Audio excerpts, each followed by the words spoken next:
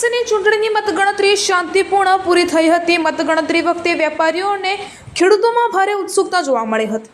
Unjha APMC સંકુલમાં મોટી સંખ્યામાં વેપારીઓ અને ખેડૂતો ઉત્સુકતાવશ ઉમટી પડેલા। ખેડૂત વિભાગમાં 98% અને વેપારી વિભાગમાં 97% મતદાન થયું હતું।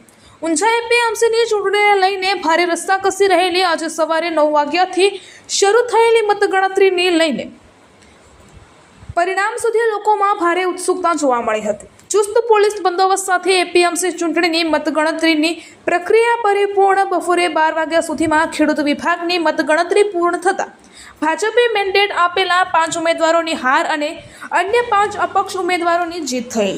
ભારે ઉત્સુકતા અને રસ્તાકસીના માહોલ વચ્ચે કુલ 14 બેઠકો માટે 36 ઉમેદવારોના ચૂંટણી જંગમાં પૂર્વ ચેરમેન દિનેશભાઈ પટેલની પેનલનો ભવ્ય વિજય થયો, જ્યારે ધારાસભ્ય કિરીટભાઈ પટેલની પેનલનો તમામ સભ્યોની કારમી હાર થઈ હતી। ચૂંટણીમાં ભાજપના દિગ્ગજ અને પીઢ નેતા એવા નારણ લલ્લુના પૌત્રની કારમી હારથી બહાર આવ્યો ખેડૂતોના મનમાં રહેલો આક્રોશ।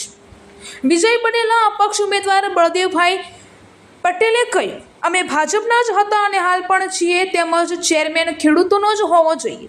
જાહેર થયેલા પરિણામો પછી ભાજપ સામે ભાજપની જીત થવા સાથે સાથે ભાજપ સામે ભાજપની હાર થવાનો માહોલ જોવા મળ્યો હતો। રિપોર્ટર આશીષ પટેલ, મહેસાણા।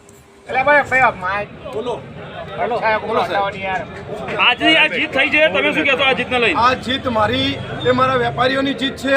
સદાય માટે હું વેપારીઓના પ્રશ્ન માટે ઊભો રહ્યો હતો અને કાયમ માટે કોઈ બી પ્રશ્ન છે તો વેપારીઓના પડખે રહેવા માટે હું ઉમેદવારી કરી હતી અને કાયમ માટે જે લાયસન્સદાર વેપારીઓ બધા છે એમના પડખે રહીશ। ખાસ કરીને ભાજપે 14 મેન્ડેટ આપ્યા હતા, તેમાંથી માત્ર એક વ્યક્તિનો વિજય છે। આ વિજય કોને આભારી? મારો કોઈ મેન્ડેટનો વિષય નથી। હું મારી ઉમેદવારી કરી હતી, મારા વેપારીઓના પ્રશ્નના નિકાલ માટેના ઉમેદવારી કરી હતી। મારે કોઈ જૂથ કે કોઈના માટે કોઈ કહેવાનું નથી। આગામી દિવસોમાં શું કહેશો, કઈ રીતે વેપારીને મદદ થાય? રીતે આગામીના દિવસોમાં મારા માર્કેટ યાર્ડનો કેવી રીતે વિકાસ થાય, મારા વેપારીઓના પ્રશ્નો હલ થાય અને વેપારીઓ કેવી શાંતિથી ધંધો કરે એના માટે હું પૂરેપૂરા પ્રયત્ન કરીશ।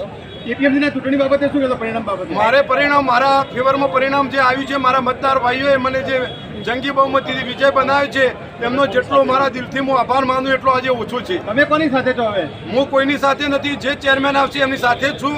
મારે કોઈ જૂથવાદ નથી।